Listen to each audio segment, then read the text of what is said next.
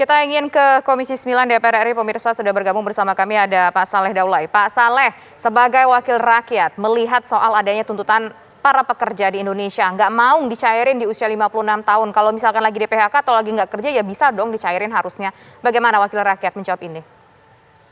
Jadi tentu ya kita harus mendengar apa yang disampaikan oleh para serikat pekerja dan juga para pekerja ini. Mengapa? Karena mereka lah yang garis terdepan yang menopang kehidupan ekonomi kita pada struktur terbawah.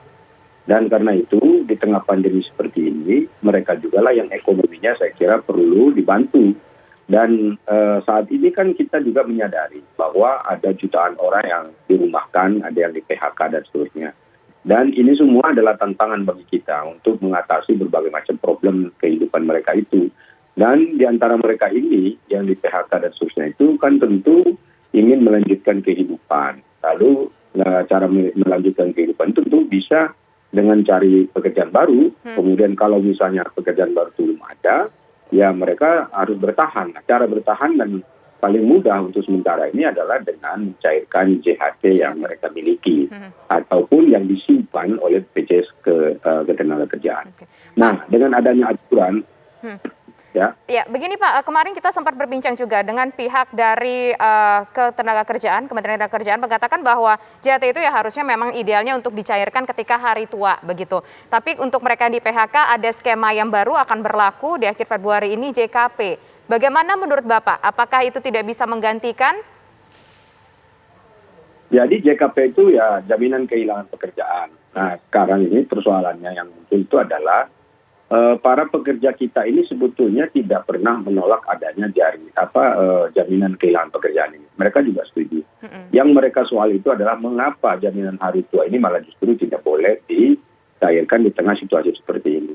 Jadi kan ada pilihan-pilihan tuh. Ya kemarin misalnya pilihannya yang pertama itu adalah ya sudah ini JHT digantikan dengan JKP. Nanti JHT-nya dicairkan pada usia 56 tahun.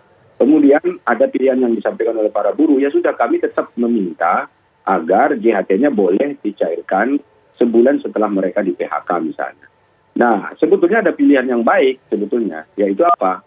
JKP-nya tetap dibayarkan, JHT-nya kalau memang mereka mau tarik boleh ditarik, kalau mereka mau simpan sampai 56 tahun boleh disimpan sampai 56 tahun begitu. Jadi ini saya kira pilihan yang baik ini. Jadi itu yang belum ada. Ini kan skemanya dikunci, yaitu bahwa JHT hanya boleh ambil pada usia 56 tahun. Ini kan berarti tidak ada pilihan bagi para pekerja. Yang penting uang mereka itu disimpankan sampai 56 tahun. Yang ada di benak kita begitu mendengar itu adalah ini kan terlalu lama, ya kan? Apakah nanti keuangannya itu masih tetap sama, inflasinya seperti apa dan seterusnya. Dan itu saya kira masih banyak pintu-pintu dialog yang bisa dilakukan ya berkenaan dengan hal itu. Oke, baik. Nah sekarang kita ingin ke Pak Said Iqbal. Dari KSPI sendiri sebetulnya apakah sudah ada data sejak pandemi COVID-19 ini saja? Berapa banyak orang-orang yang sudah di PHK, yang kehilangan pekerjaannya? Apakah data itu ada, Pak Iqbal? Kami mencatat dalam 2 tahun terakhir selama pandemi COVID, catatan KSPI ya. Tentu kan laporan langsung, bisa valid, data sumbernya sumber primer. Itu hampir 200 ribuan di sektor manufaktur ya. Sekali lagi sektor manufaktur, terutama di labor intensif, di padat karya. Nah itu memang ratusan ribu orang telah ter-PHK. Kalau digabungkan dengan karyawan kontrak yang tidak lagi diperpanjang, itu juga akan PHK. Outsourcing yang tidak diperpanjang, itu juga PHK. Itu bisa tembus di angka 500 ribuan, sekali lagi di sektor manufaktur.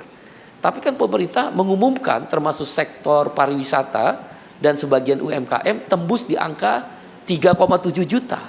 Pertanyaannya sederhana, apakah JKP cukup modal untuk mengcover 3,7 juta yang sekarang ini? Nah nanti kalau tambah lagi, kan kita belum pasti pandemi COVID-19 akan berakhir kapan. Nah itu yang kita sampaikan tadi dengan Ibu Ida. Tadi kita aksi di Kemenaker sudah diterima oleh Menaker, Ibu Ida Fauzia, dan kami berdialog. Akan ada pertemuan lanjutan, akan dipertimbangkan beberapa saran-saran dan masukan daripada serikat buruh, ya termasuk karena di situ ada partai buruh ikut. Kami akan menyampaikan di pertemuan berikutnya dengan Ibu Menteri Tenaga Kerja agar mematuhi PP nomor 60 belum dicabut. Masa menteri ngelawan presiden? Presidennya sampai hari ini belum bersuara loh. Ya kan, nah, oleh karena itu PHK masih ada ancaman. Sebagai ILO governing body yang berkantor pusat di Geneva, catatan kami di ILO, dunia akan menghadapi tantangan PHK itu akibat post-COVID, ya, pasca COVID, itu sekitar hampir 80 juta orang akan kehilangan pekerjaan. Itu ILO.